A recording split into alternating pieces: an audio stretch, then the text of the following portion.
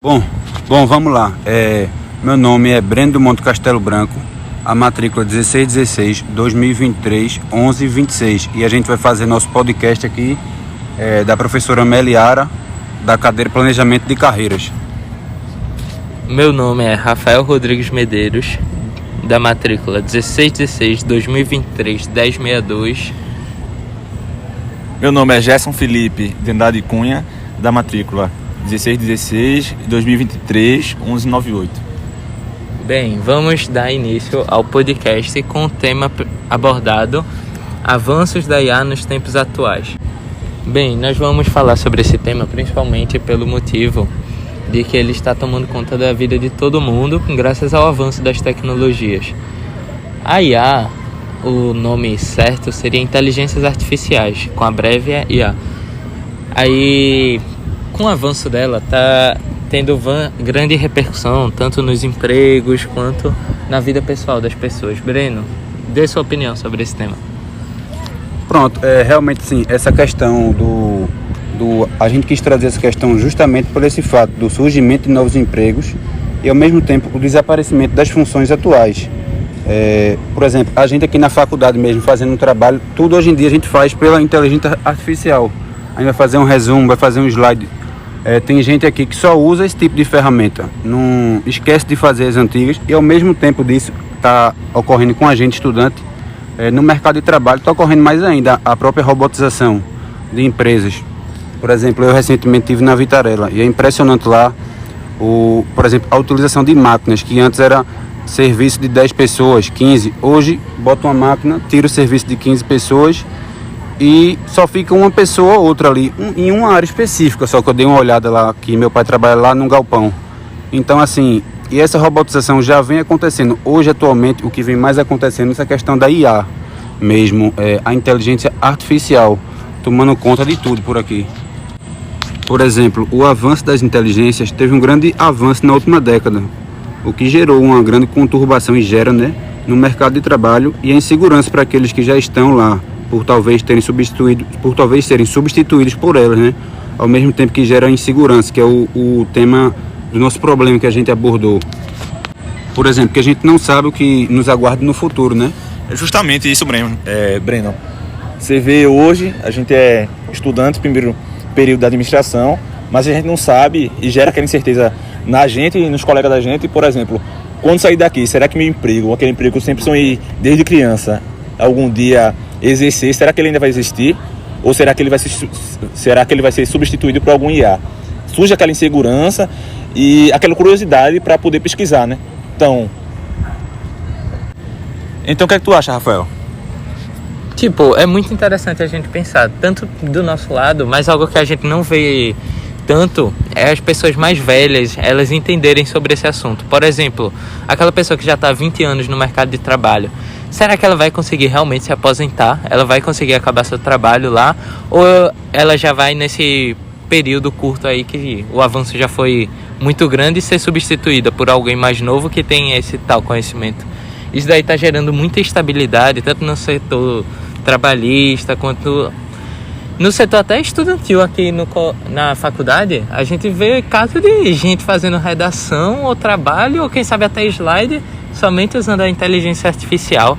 Isso daí, querendo ou não, é um avanço muito significativo, pois a gente deixa aquele trabalho que a gente se esforçava tanto assim para fazer, para algo mais automatizado e alguma coisa assim.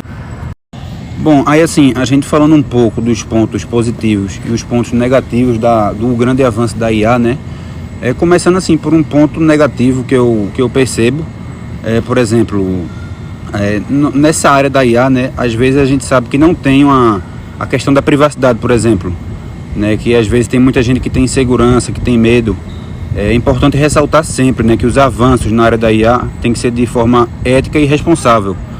Conforme a tecnologia vai evoluindo, também surgem preocupações com questões éticas, privacidade e segurança, Os pesquisadores e organizações estão sempre tentando ativamente, garantir que os sistemas sejam transparentes, que é algo fundamental, imparciais, e que não tenham nenhum tipo de discriminação ou algo do tipo, e havendo o respeito pelos direitos individuais. o desenvolvimento das suas próprias diretrizes e regulamentações. Nesse sentido, é fundamental para assegurar que a IA seja utilizada, né, de uma maneira ética, em benefício da sociedade como um todo, no geral. Pronto, Breno, foi muito interessante tu trazer isso, porque tem até vários casos, no TikTok mesmo. A gente olha aqueles vídeos editados, que é a pessoa assim, a boca mexendo, o áudio. Verdade, não. E o áudio... E o áudio do próprio chat explicando ou falando alguma coisa, e daí dá aquela curiosidade, tipo, será que isso pode ser usado contra alguém, assim, pegar a imagem de alguém? Até um exemplo agora, parece que foi numa novela que teve da Globo, que foi uma cena que foi bem divulgada, que era um cara assim, se passando como se fosse uma mulher, conversando com outra menina na internet, e uma menina jovem achou que estava falando com a mulher, sendo que era um cara com uma inteligência artificial usando, né, a voz e a aparência, e conversando, ou seja, com certeza deveria ser algum pedófilo atrás da menina. Então, foi um caso bem recente que teve numa novela que chocou todo mundo, inclusive, e tem muita gente que não sabe disso, porque acontece, tem gente que não tem muito acesso a esse tipo de informação e não sabe, né, que existem esses perigos. Pois é, isso daí, querendo ou não, a gente fica com aquele pé atrás se perguntando o que as autoridades vão fazer acerca desse assunto, né? É muito difícil parar o avanço. Sim, mas também não dá só para criticar, querendo ou não, porque ela chegou para realmente renovar o mundo, tanto do jeito que a gente conhecia para o jeito que a gente vai conhecer. Tipo, existem casos que, querendo ou não, facilita. Exemplo, ao fazer uma atividade, ou um texto, ou quem sabe até na parte trabalhista, que, querendo ou não, facilita e também aumenta assim a produção. É verdade, Rafael.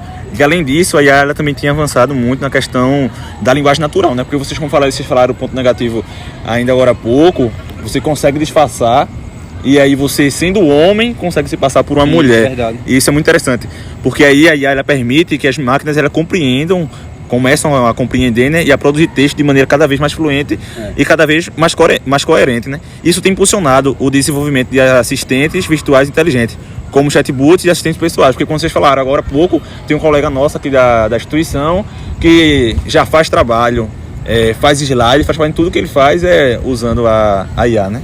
Isso é muito interessante. E a gente vê que esses avanços, eles têm tido um impacto extremamente significativo na área do atendimento ao cliente.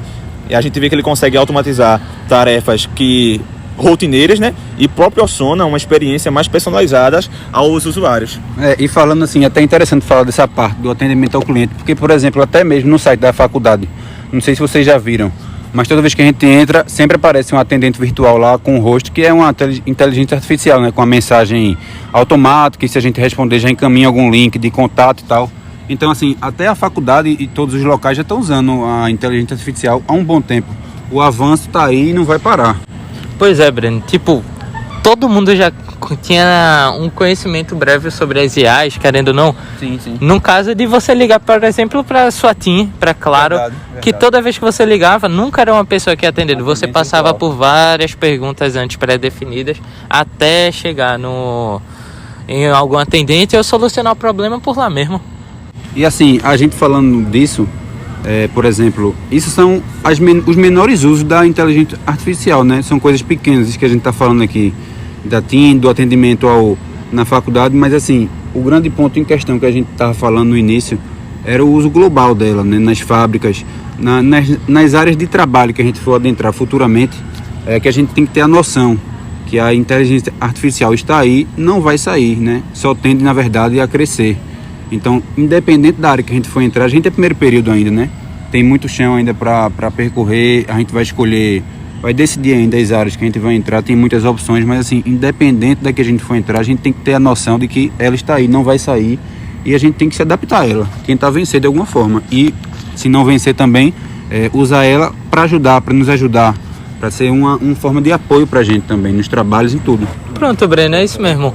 Por exemplo, eu ainda não defini a área que eu quero seguir na parte de administração e tal, mas com certeza, sem dúvidas, eu tenho que ter o mínimo de conhecimento sobre as inteligências artificiais, porque senão todo o mercado de trabalho já demonstra ter conhecimento, que vai ser bem concorrido, e é isso.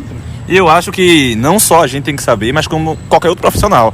Se ele quiser entrar no mercado de trabalho hoje, e se ele quiser ser dignamente, ter um salário aí agradável, da né? área, velho. Independente da área, você tem que ter esse conhecimento, no mínimo básico, para você poder ter uma condição favorável. Pronto, aqui finalizando o trabalho, só agora deixar nossas opiniões sobre como foi fazer o trabalho. Eu achei interessante, porque nunca tinha feito nada a ver com isso, com podcast. O máximo foi a apresentação na sala de slide e tal. Eu achei bem interessante essa temática.